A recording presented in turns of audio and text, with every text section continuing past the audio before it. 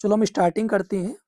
जैसे question number 1 को आप रीड करो, क्या कह रहा है, product of rational and irrational number is always क्या होगा, मतलब एक रेशनल नंबर और इरेशनल नंबर का प्रोडक्ट क्या होगा। ठीक है, तो देखो रेशनल नंबर और इरेशनल नंबर का जो प्रोडक्ट होता है वो इरेशनल होता है, समझ में आया। ठीक है, जैसे √3 हमारा क्या है, इरेशनल है, और हमने कह दिया 4 क्या है, रेशनल है। 4 रेशनल है और √3 इरेशनल है, तो जब इसे मल्टीप्लाई करोगे तो इरेशनल ही आएगा, तो ये चीज ध्यान रखना, समझ में आया है ना। ठीक है, पाई ये वाला क्वेश्चन नंबर 2 तो हो गया था। अच्छा नहीं, 2 ही कर रहे थे हम। पाई क्या है, पाई हमारा इरेशनल होगा। इरेशनल क्यों होगा, इसकी जो पाई की वैल्यू जो होती है 22/7 होती है फ्रैक्शन में, और जब डेसिमल में निकालते 3.14 डैश डैश डैश डैश, तो कहीं ना कहीं ये जो वैल्यू होती है वो नॉन टर्मिनेटिंग, ठीक, non terminating and non repeating होती है, ना ही खत्म होगी ना ही रिपीट होगी। तो हमने पढ़ा है नॉन टर्मिनेटिंग और नॉन रिपीटिंग क्या होती है, नॉन टर्मिनेटिंग और नॉन रिपीटिंग इरेशनल होती हैं। ठीक है, नॉन टर्मिनेटिंग और रिपीटिंग क्या होती है, रेशनल होती है। हमने प्रूव करा था ना, याद करो, जैसे ये है 3.7 पे बार लगा हुआ है, तो नॉन टर्मिनेटिंग है बट रिपीटिंग है, 7 बार बार रिपीट हो रहा है, तो ये आपके रेशनल होते हैं। ध्यान रखना कि नॉन टर्मिनेटिंग और रिपीटिंग रेशनल होते हैं, केवल non terminating and non repeating. अब क्वेश्चन नंबर 3 करते हैं, ध्यान से समझना क्वेश्चन नंबर 3 क्या कह रहा है। क्वेश्चन नंबर 3 कह रहा है, एक मिनट रुकना, पेंसिल ऑन कर ली। ठीक है, ये कह रहा है ratio between the LCM and HCF of ये 3 नंबर्स हैं, इन तीनों नंबर्स के एलसीएम और एचसीएफ का रेशियो फाइंड आउट करना है। समझ में आ रहा है। चलो, तो हम लोग 3 नंबर्स हमारे, एक 5 है, एक 15 है, और एक हमारा 20 है। ठीक है, 5 बन जा 5, 5 3 जा 15, 3 बन जा 3। ठीक है, क्लियर, समझ में आ रहा है। वैसे इसे छोटे नंबर से ही करो, लेकिन मैं डायरेक्ट 5 से इसलिए कर दे रहा हूँ कि मुझे पता है 2 से भी करूंगा तो कॉमन तो वैसे भी कुछ नहीं आएगा, तो चलो 2 से ही कर देते हैं। 2 5 जा 10। ठीक है, मैं सोच रहा था 5 से ही डायरेक्ट कर देता, क्योंकि मुझे दिख गया कि कॉमन तो कुछ होगा नहीं। समझ में आ रहा है, 2 10 जा 20, 2 5 जा 10। ठीक है, अच्छा देखो, इन तीनों में ध्यान समझना, इन तीनों में जो कॉमन होता है वो कहलाता है एचसीएफ। ज़्यादा है तो ऐसे लिख लो, 5 को 1 इंटू 5 लिख पाएंगे, 15 को 3 इंटू 5, और 20 को 2 की पावर 2 इंटू 5, यही लिखूंगा। इन तीनों में कॉमन जो हमें दिखाई दे रहा है, कॉमन जो दिखाई दे रहा है 5 5 5, ओनली 5 5 कॉमन है, तो यही हमारा एचसीएफ होगा। एचसीएफ मतलब कॉमन वाली चीज। एलसीएम के लिए क्या करते हैं, एलसीएम के लिए नंबर की हाईएस्ट पावर देखते हैं, जो जो नंबर अवेलेबल है। 2 अवेलेबल है, 2 की हाईएस्ट पावर 2 है, और 5 अवेलेबल है, और 3 अवेलेबल है, तो हमारा जो एलसीएम हो जाएगा 2 की पावर 2 इंटू 3 इंटू 5। क्लियर, 2 2 जा 4, 4 3 जा 12, 12 5 जा 60। समझ में आया।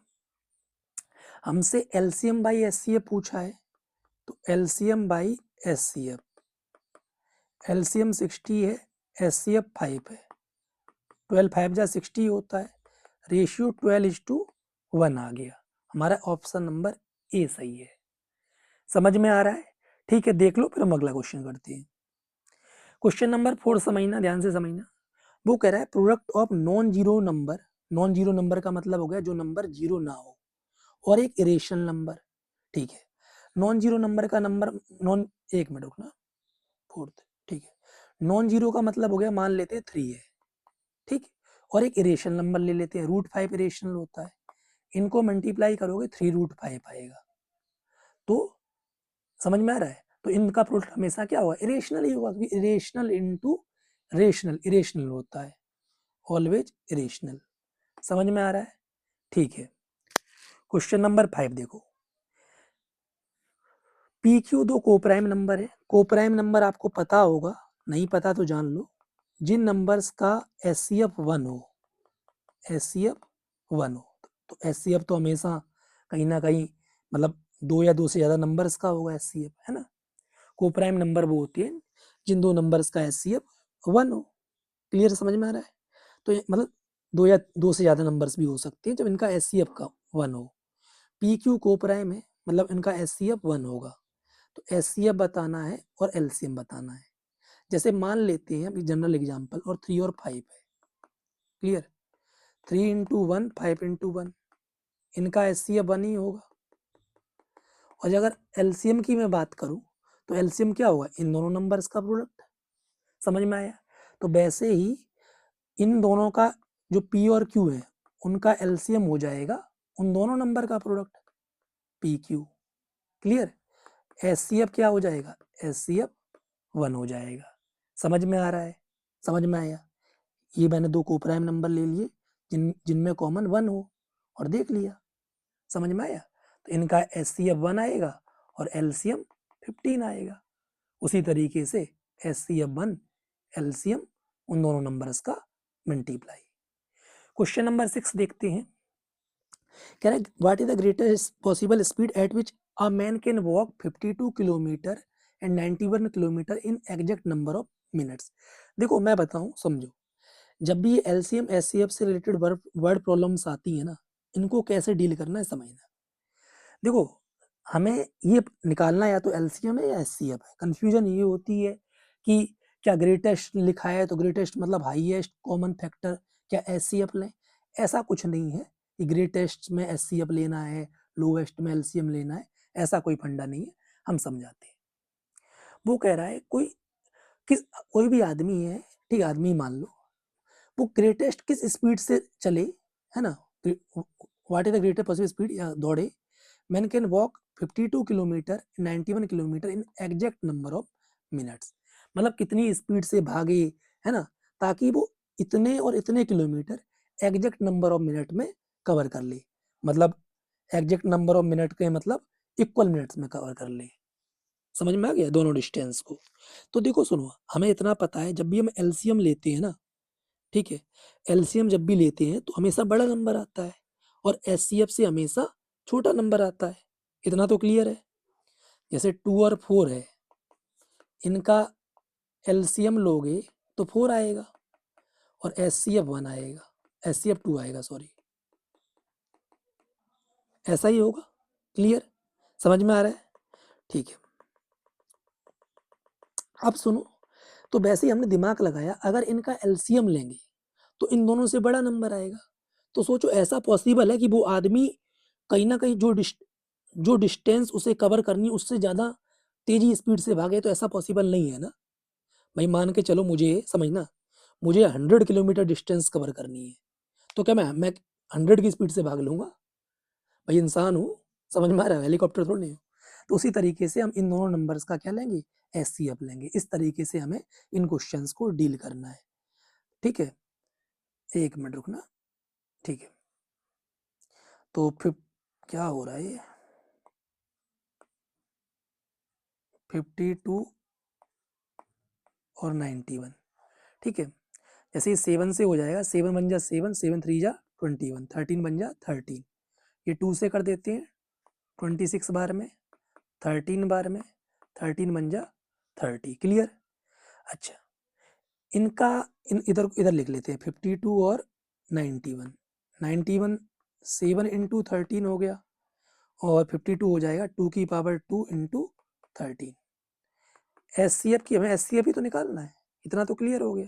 तो दोनों में कॉमन क्या है, 13। समझ में आया? तो therefore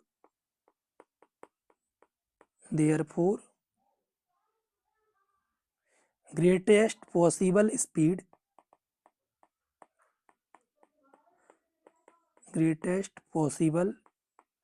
speed equal to 13 kilometre per hour. Clear ना? किलोमीटर पर आवर ही हो, अच्छा kilometre in exact number of minute लिखा है ना, तो 13 किलोमीटर पर minute.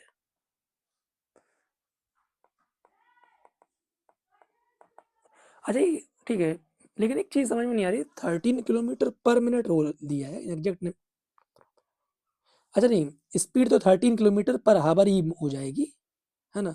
In exact number of minute लिखा है ना, मतलब एग्जैक्ट नंबर ऑफ मिनट में ये डिस्टेंस कवर करे तो किलोमीटर पर आवर ही होगी। पॉसिबल भी नहीं है कि 1 मिनट में 13 किलोमीटर कर ले। वो ये कहना चाहता है कि इन दोनों डिस्टेंस को वो एग्जैक्ट नंबर ऑफ मिनट में कवर करे। समझ में आया? क्लियर? ठीक है, अगला क्वेश्चन देखते हैं। ये कह रहा है, ध्यान समझना, अगर HCF 65 और 117 का इस फॉर्म में एक्सप्रेस किया जाता है, 65 117, 3 से हो जाएगा, 3 2 जा 6, 3 3 जा 9 हो जाएगा, 3 9 जा 27, 3 बन जा 3, 3 3 जा 9, 13 बन जा 13, ये 5 से होगा, 13 13 बन जा 13। अगर HCF की बात करूं, ध्यान समझना, 65 और 117, 117 हो गया 3 की पावर 2 इंटू 13, ये 5 इंटू 13। HCF में जो भी दो नंबर, जैसे ये और ये दो नंबर्स हैं, इनमें से जो लोएस्ट पावर होती है वो ली जाती है, दोनों में जो कॉमन हो, दोनों में जो कॉमन हो उसकी लोएस्ट पावर। 5 तो कॉमन नहीं है, 13 कॉमन है, तो HCF 13 हो जाएगा। क्लियर? तो उसने कहा था जो HCF इन दोनों का आया है उसे इस फॉर्म में हमने एक्सप्रेस कर दिया है, तो 13 इक्वल टू 65m माइनस 117। ठीक है, समझ में आ रहा है? 65m 13 plus 117। ठीक है, 130। हमें m की वैल्यू फाइंड आउट करनी है, तो ये 65 जो मल्टीप्लाई में है, ये 65 ये डिवाइड में चला जाएगा। क्लियर ना? ठीक है, 65 2 जा m इक्वल टू 2, तो हमारा m इक्वल टू 2 हमारा आंसर होगा। क्लियर? m की वैल्यू ही तो पूछी थी हमसे, m की वैल्यू कितनी होगी? आगे समझना, एवरी कंपोजिट नंबर क्या कहता है, ध्यान समझ, every composite number can be expressed as a product of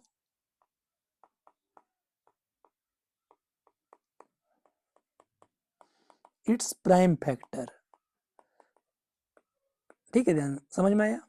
किसी भी कंपोजिट नंबर को आप एक्सप्रेस कर सकते हो उसके प्राइम फैक्टर की फॉर्म में। जैसे कंपोजिट नंबर 20 हो गया, ठीक है, तो 20 है, तो 20 के जैसे आपने फैक्टर करे, 2 10 जा, 2 5 जा, 5 बन जा, समझ रहे हो? तो 20 को 2 की पावर 2 इंटू 5, तो कहीं ना कहीं हमने इसको एक्सप्रेस कर दिया ना उस product of its prime factor. समझ में आ रहा है? ठीक है, क्वेश्चन नंबर 9 देखते हैं। ध्यान समझे, दो नंबर से, एक ए और बी है, ये ए है ये बी है, और कह रखा है कि पी क्यू प्राइम नंबर से, प्राइम नंबर जिनका HCF 1 हो, तो LCF कितना होगा ए और बी का? तो सुनो, ए हमारा है पी की पावर 3 क्यू स्क्वायर, बी है पी क्यू क्यूब। जब भी हम HCF की बात करते हैं, दोनों नंबर में जो भी नंबर कॉमन होता है उसकी लोएस्ट पावर, HCF के लिए ध्यान से सुनना। LCM के लिए बस ये देखते हैं जो भी नंबर अवेलेबल है, कॉमन की जरूरत नहीं है, जो भी नंबर अवेलेबल है उनकी हाईएस्ट पावर। समझ में आया? तो अभी हम HCF की बात करते हैं, इन दोनों में P अवेलेबल है, P की लोएस्ट पावर P की पावर 1 है, Q की लोएस्ट पावर 2 है, तो HCF पी क्यू स्क्वायर हो जाएगा। समझ में आ रहा है? पक्का? ठीक है, आगे देखते हैं। फिर कह रहा है दो नंबर हैं, एक ए है एक्स, ए नंबर है एक्स इंटू वाई, बी है एक्स क्यूब वाई, इनका एलसीएम बताना है। तो अभी बोला था एलसीएम के लिए जो भी नंबर अवेलेबल है उनकी हाईएस्ट पावर, नंबर एक्स और वाई अवेलेबल है। यहाँ देखो, सुनो, इस ए में और बी में देखते हैं, तो एक्स अवेलेबल है, एक्स की हाईएस्ट पावर कितनी है 3, समझ में, और वाई की हाईएस्ट पावर 1 है, तो LCM X cube into Y हो जाएगा। क्लियर? समझ में आ रहा है? चलो आगे क्वेश्चन नंबर 11 देखते हैं। Sum of exponent of prime factors in the prime factorization of 216।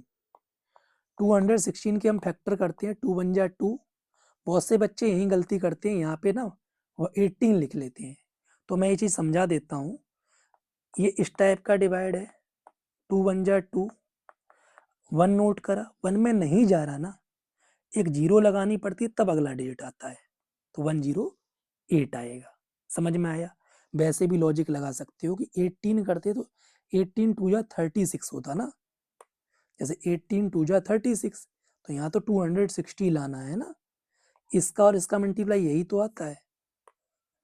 चलो 2 5 जा 10, 2 4 जा 8, 2 2 जा 4, 2 7 जा 14, 3 9 जा 27, 3 3 जा 3 1 जा। समझ में आ रहा है? ठीक है। एंड विद द डिजिट 0, क्या 4 की पावर n 0 से एंड हो सकती है वेयर n एक नेचुरल नंबर है? तो ध्यान से समझो, 4 के फैक्टर 2 की पावर 2 होगा। हमने पढ़ा है, ध्यान से समझना, जिस नंबर के फैक्टर्स 2 की पावर n और 5 की पावर m की फॉर्म में होते हैं वही 0 से एंड होता है। समझ में आया? एनसीईआरटी में क्वेश्चन आपने करे होंगे तो आपको क्लियर होगा। समझ में आ रहा है? तो ठीक है, अब देखते हैं, जैसे समझो एक लॉजिकल समझाता हूं। जैसे हमने कहा 100 है, 100 के फैक्टर पक्का 2 की पावर n इंटू 5 की पावर m की फॉर्म में आएंगे, आएंगे ना, है ना? तो ये तो देखो 0 से एंड हो सकता है, जैसे 100 की जगह ना मैं काम करें कोई और नंबर ले लें, तो 100 तो ऑलरेडी आपको दिख रहा है कि लास्ट में 0 है, जिसके उस फॉर्म में हो, रुकना, पाई क्या लिया जाए, 40 ले ले, 40 ले लेते हैं। 40 के जब फैक्टर करोगे ना, 2 10 जा, 2 5 जा, 5 बन जा, तो इसके फैक्टर देखो 2 की पावर 3 हुए इंटू 5 हुए, तो इसके फैक्टर 2 की पावर n इंटू 5 की पावर m के फॉर्म में आ रहे हैं ना, तो इसका मतलब ये हुआ 40 की पावर n जो भी होगी वो 0 से एंड होगी। सिंपल सी बात ये है। इतना समझ में आ रहा है कि नहीं आ रहा है? ठीक है, अब करते हैं, चलो कहाँ गई पेंसिल, ठीक है। तो ये देखो 4 के केवल फैक्टर 2 की पावर n आया, मतलब 2 की पावर 2 आया, तो इंटू 5 की पावर तो कुछ आ नहीं रहा है। बात समझ में आ रही है? जो भी नंबर 0 से एंड होता है, जैसे मान के चलो 10 की पावर कुछ है, तो ये 0 से एंड होगा। क्यों? क्योंकि इसके फैक्टर्स 2 की पावर n इंटू 5 की पावर m की फॉर्म में है। बट यहाँ लिखोगे, बट 4 की power n can not end with the date 0 because factors of 4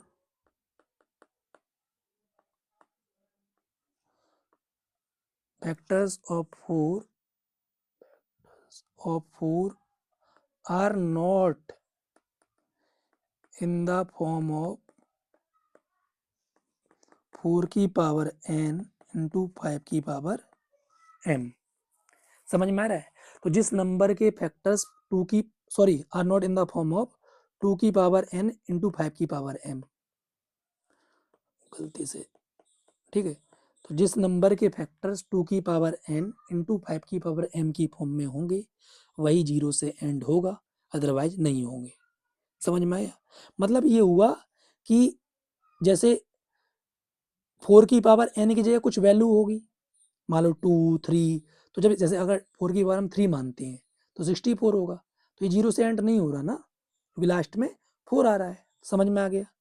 ठीक है, आगे देखते हैं क्वेश्चन नंबर 13 को।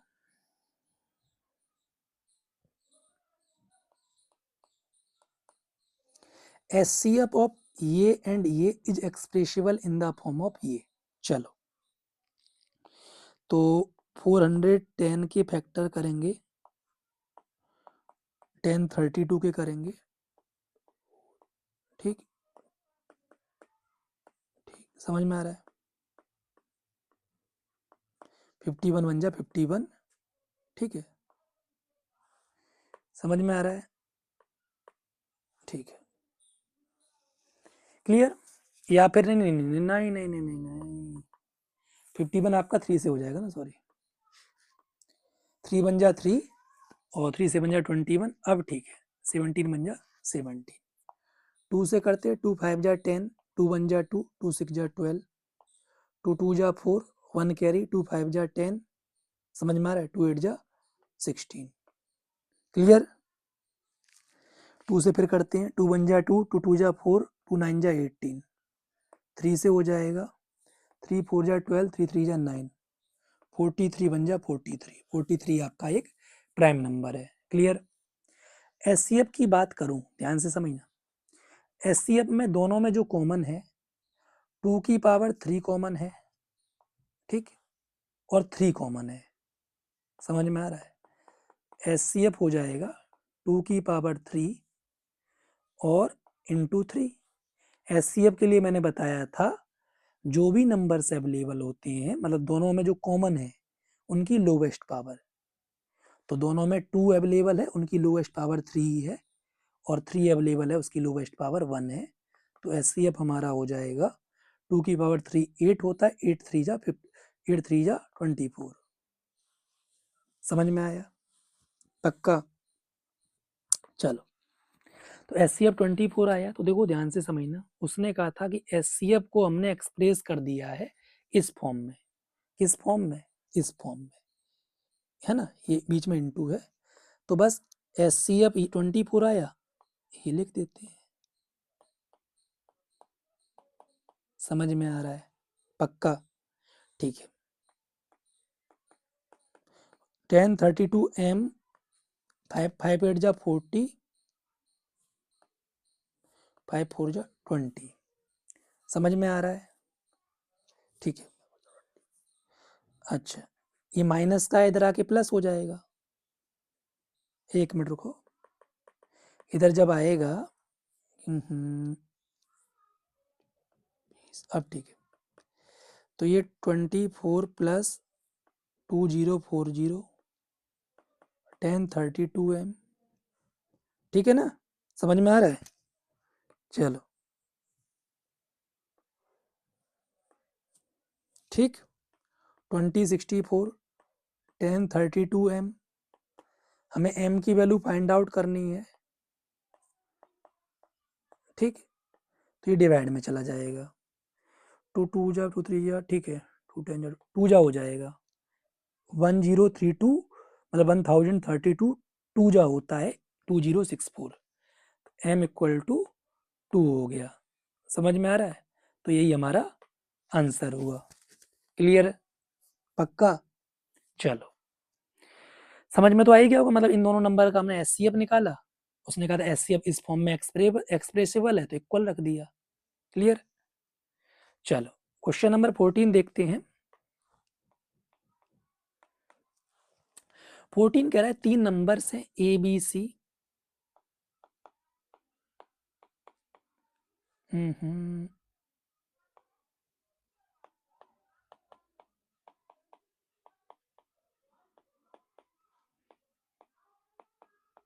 ठीक, उसने ये बोल दिया है इन तीनों नंबर का एलसीएम जो है ना, एलसीएम 2 की पावर 3 3 की पावर 2 इंटू 5 है, एन की वैल्यू फाइंड आउट करो, ठीक है?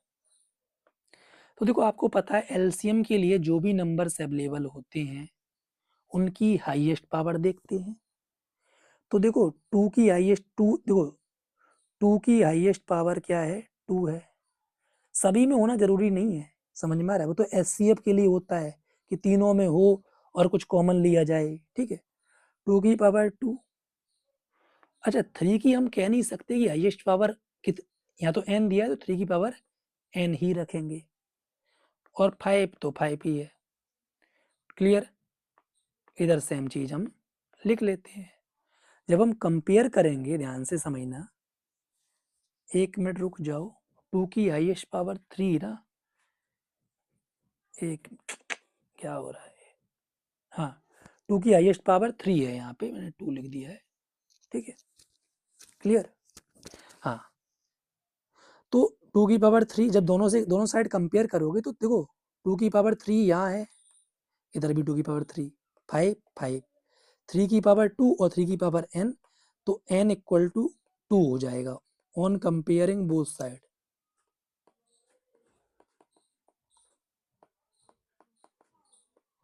On comparing both side n equal to 2 हो जाएगा। समझ में आ रहा है पक्का? तो ये हमारा आंसर हुआ। ठीक है, काफ़ी इंपॉर्टेंट क्वेश्चंस करा रहा हूँ, मतलब board exam point of view से। ठीक है, इस तरीके के क्वेश्चन आते हैं बोर्ड में, ध्यान रखना। क्वेश्चन नंबर 15 करेंगे। ठीक है, नेक्स्ट क्वेश्चन देखते हैं। ये पता नहीं कहाँ कहाँ से ये आ जाते हैं। ठीक है, क्वेश्चन ये बोल रहा है क्या दो नंबर्स है 15 एज देयर एचसीएफ एंड इतना एज देयर एलसीएम। तो सुनो मेरी बात, पहली बात समझना, जैसे मैं एग्जांपल से समझाता हूँ। 2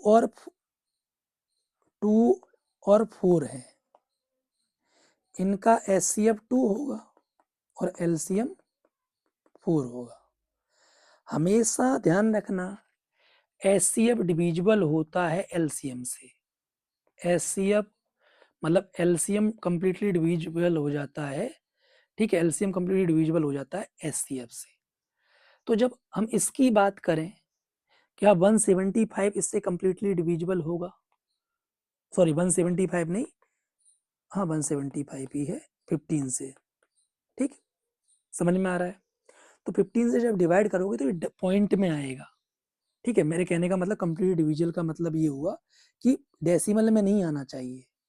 ठीक है, ठीक है, जैसे 2 के टेबल में मतलब 4 आता है, मतलब ये कंप्लीटली डिविजिबल है ना, रिमाइंडर 0 बचेगा।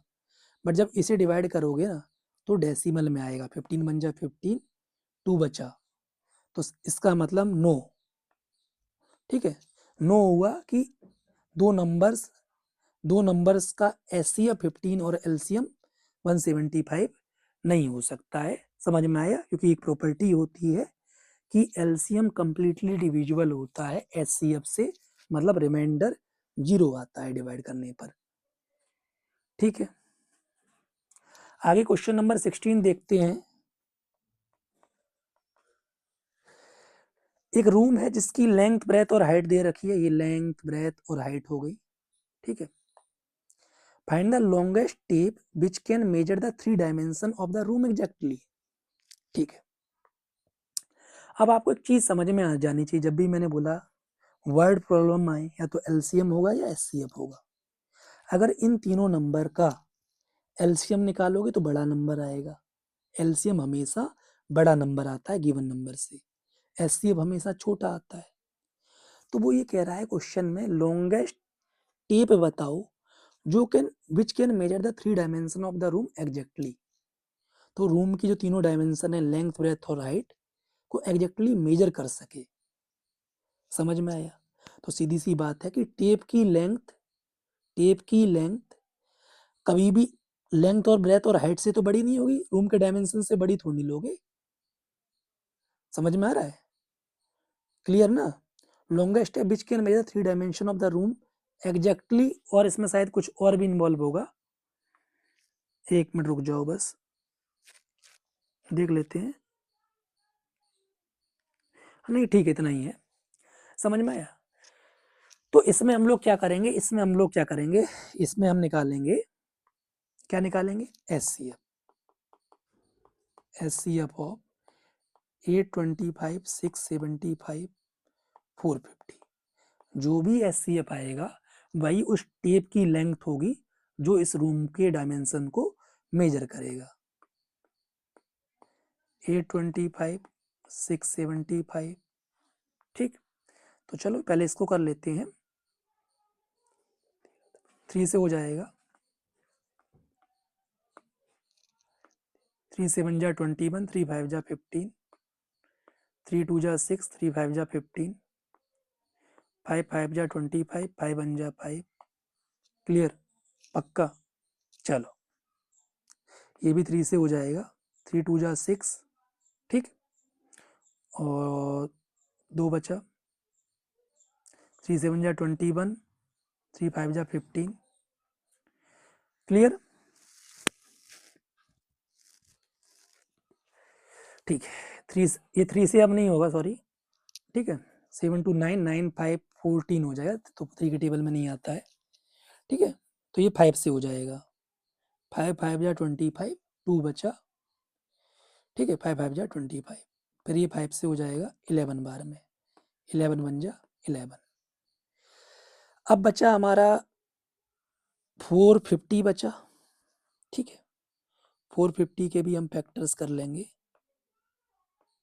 2 2 जा 4, 2 2 जा 4, 2 5 जा 10, ये 3 से हो जाएगा, 3 7 जा 21, 3 5 जा 15, 3 2 जा 6, 3 5 जा 15, 5 5 जा 25, 5 बन जा 5, ठीक है। देखो तीनों नंबर्स हम इन 450, 825, 675,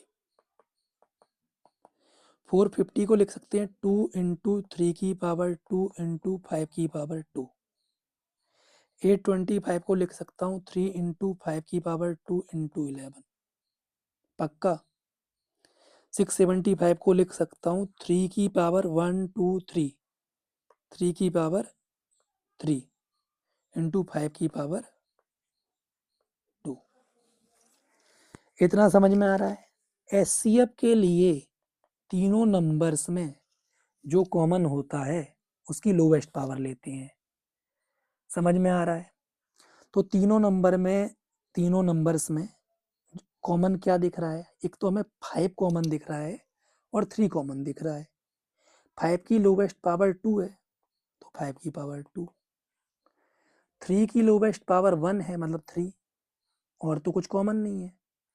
तो एचसीएफ हो जाएगा 5 5 जा 25, 25 3 जा 75। तो इसका मतलब लॉन्गेस्ट टेप जो होगा उसकी जो लेंथ होगी, ध्यान सुनना, लॉन्गेस्ट टेप की लेंथ होगी 75 सेंटीमीटर, पक्का समझ में आ रहा है, ठीक है ना।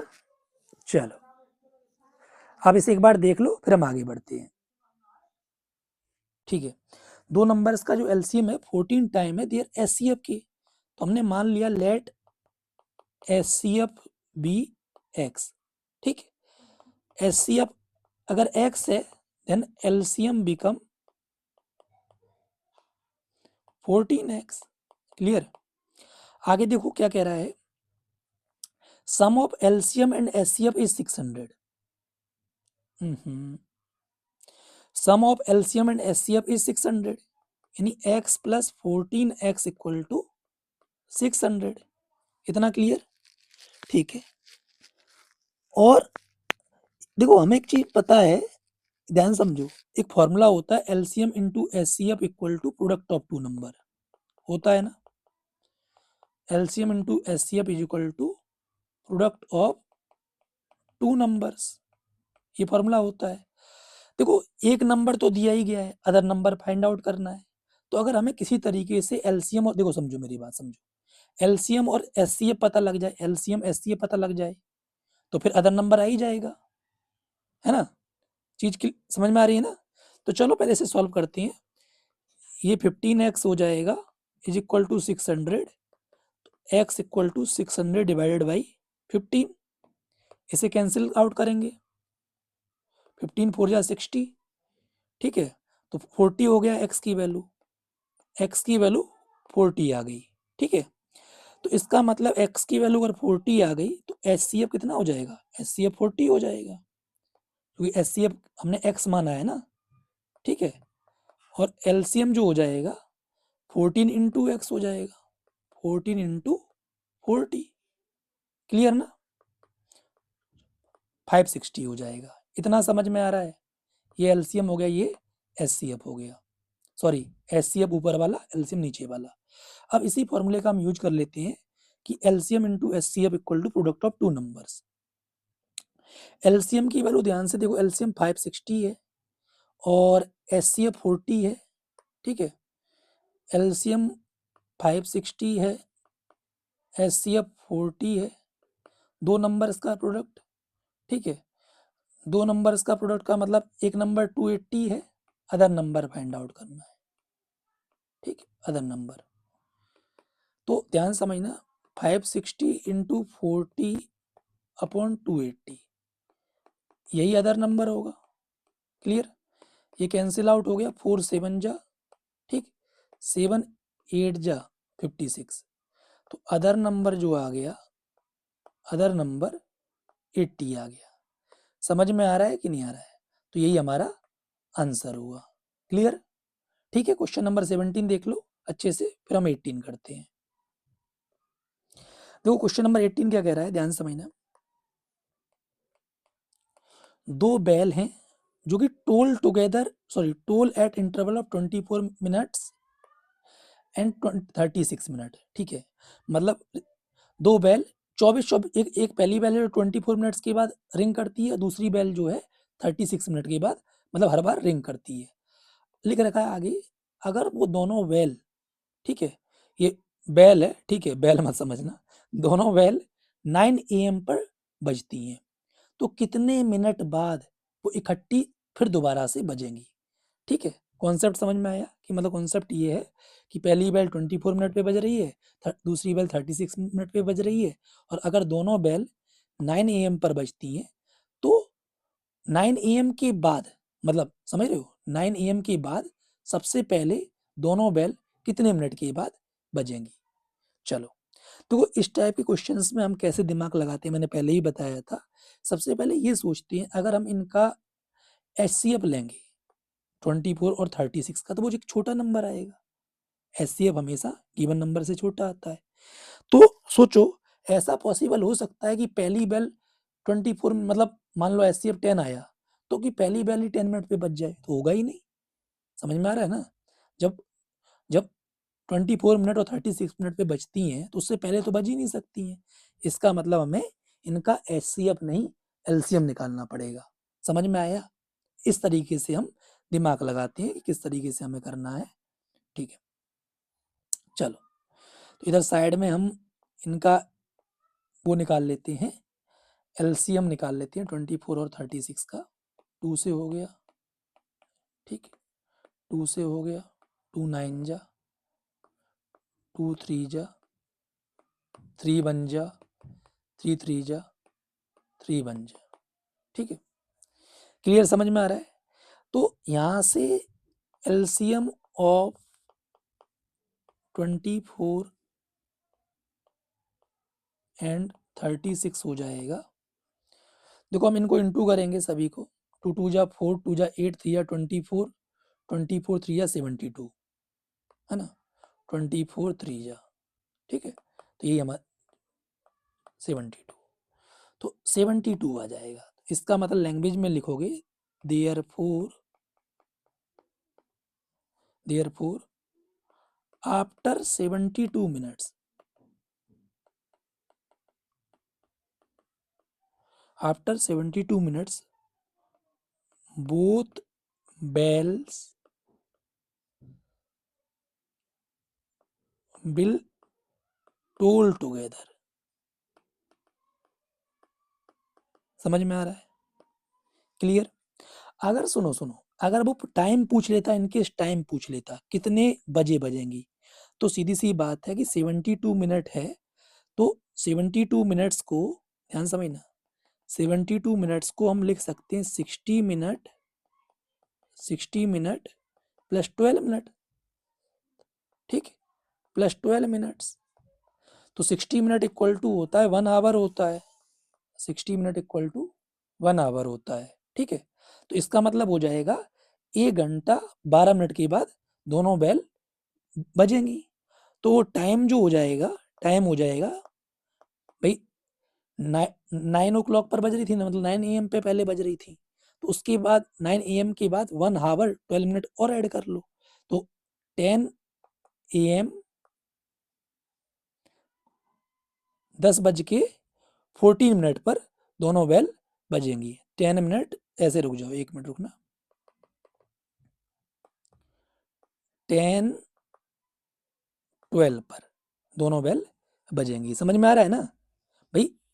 72 मिनट बाद बजेंगी, 72 मिनट के बाद बजने का मतलब ये हुआ कि 60 मिनट प्लस 12 मिनट, 60 मिनट में 1 आवर होते हैं, 1 घंटा 12 मिनट के बाद दोनों बेल बजेंगी। समझ में आ रहा है? तो 1 आवर 12 मिनट के बाद का मतलब हो गया 10-12 पर बजेंगी। समझ में आ रहा है? पक्का? ठीक है। अब क्वेश्चन नंबर 19 देखते हैं, इसे देख लो ध्यान से। नंबर 19 करते हैं। क्वेश्चन नंबर 19 को एक बार रीड करो, देखो क्या कह रहा है क्वेश्चन नंबर 19। 44 बॉयज हैं, 32 गर्ल्स हैं क्लास में, ठीक है। ये इन स्टूडेंट्स को हमें अरेंज करना है इन रोज में, ठीक है। आगे इस तरीके से अरेंज करना है that each row consist of only either boys और गर्ल। एक रो में या तो बॉयज हों या फिर गर्ल्स हों, ठीक है। Every row contain an equal number of student, ये भी बात ठीक है। Minimum number of rows in which all student can be rearranged. समझते हैं। देखो बात क्या कह रहा है, जैसे हमारी रोज ये होती हैं ऐसी, इनको रोज कहते हैं, ठीक है। और जो ऐसी होती है ना, मतलब वर्टिकली, उन्हें कॉलम कहते हैं। अब हर एक रो में ना या तो बॉयज होंगी या तो गर्ल्स होंगी। तो मान लेते हैं, सपोज करो ये पहली रो है, ये सेकंड रो है, ये थर्ड रो है। तो इसमें बॉयज हैं फर्स्ट रो में, इसमें गर्ल्स हैं, इस टाइप से, ठीक है। अब उसने क्या रखा था, ध्यान से समझो, कि हर रो में इक्वल नंबर ऑफ स्टूडेंट होंगे, ठीक है। तो minimum number of rows in which all student can be arranged. तो हमें number of rose find out करनी है। देखो कैसे समझते हैं। देखो सबसे पहली बात है, हम ये पता करेंगे कि एलसीएम निकालेंगे कि एचसीएफ, ठीक है। अगर एलसीएम निकालोगे तो एलसीएम हमेशा गिवन नंबर से बड़ा आता है। तो नंबर ऑफ रोज तो सीधी लॉजिकल बात है कि नंबर ऑफ रोज कभी भी नंबर ऑफ बॉयज या नंबर ऑफ गर्ल्स से ज़्यादा नहीं होंगी। तो कहीं ना कहीं हम क्या निकालेंगे, एचसीएफ निकालेंगे। समझ में आ रहा है? एचसीएफ निकालेंगे।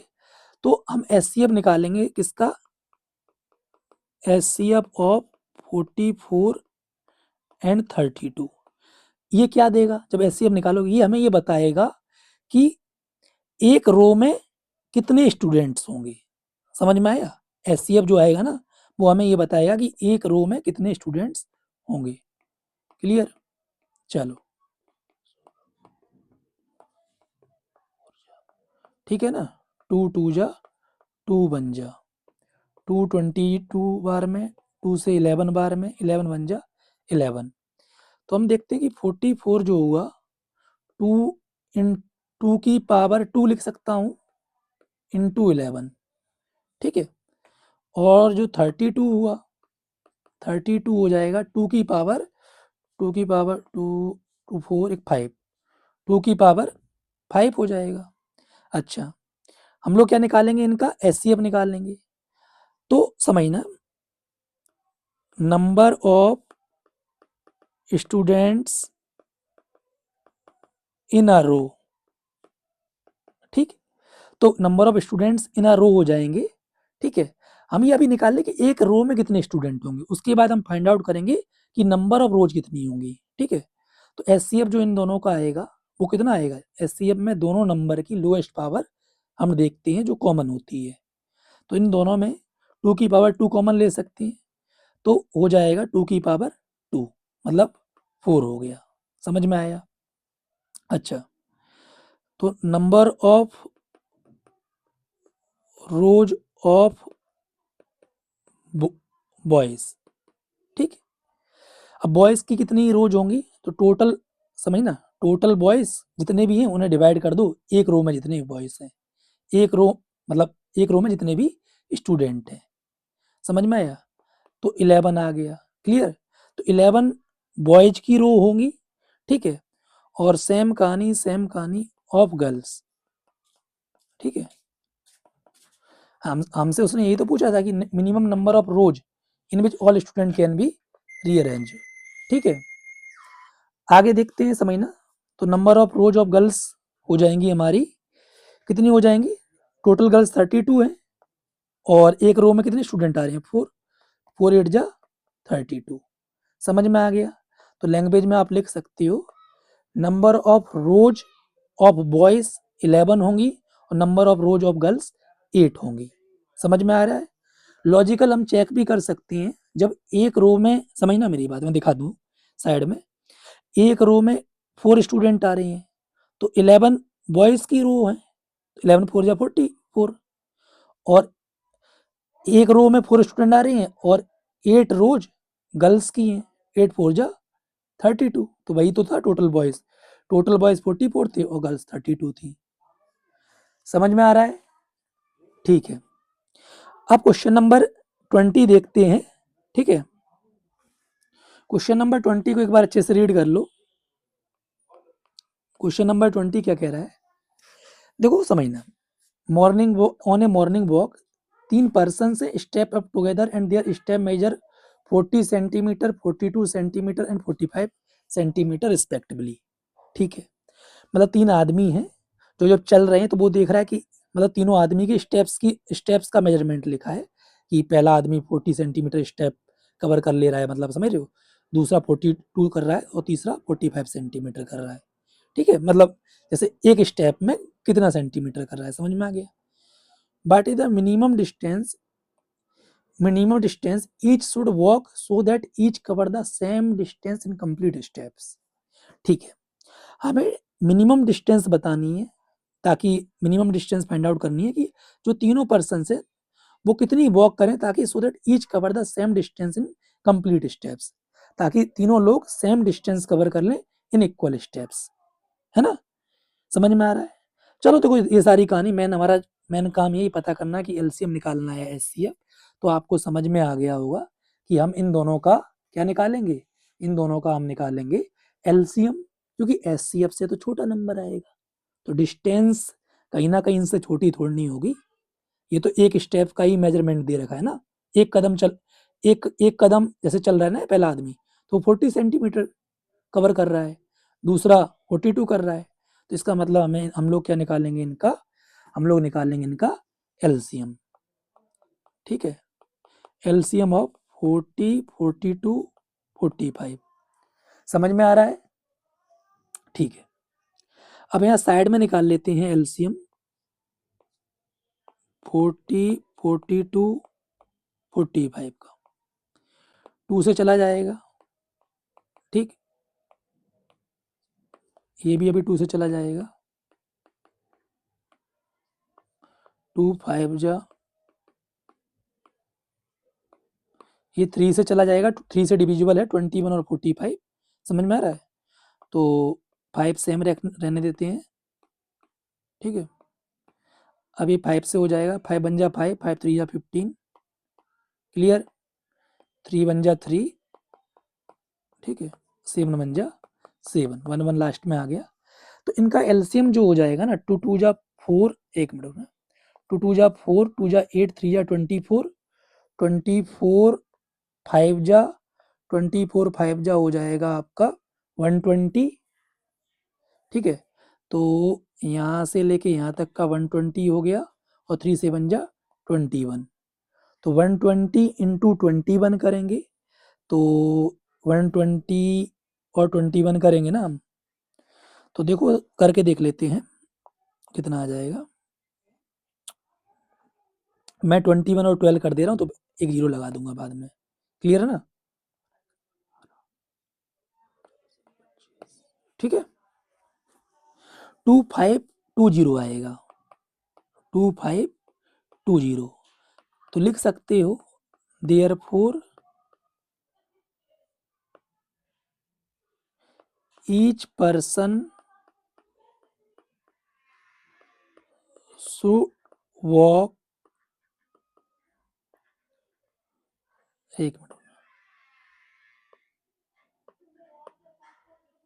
एक मिनट रुक जाओ, शुड वॉक 2520 सेंटीमीटर। ठीक है, तो ये हमारा आंसर हो गया, मतलब हर पर्सन को 2520 मतलब 2520 सेंटीमीटर वॉक करना चाहिए, ताकि वो सभी पर्सन इक्वल डिस्टेंस कवर कर लें इक्वल स्टेप्स। ठीक है।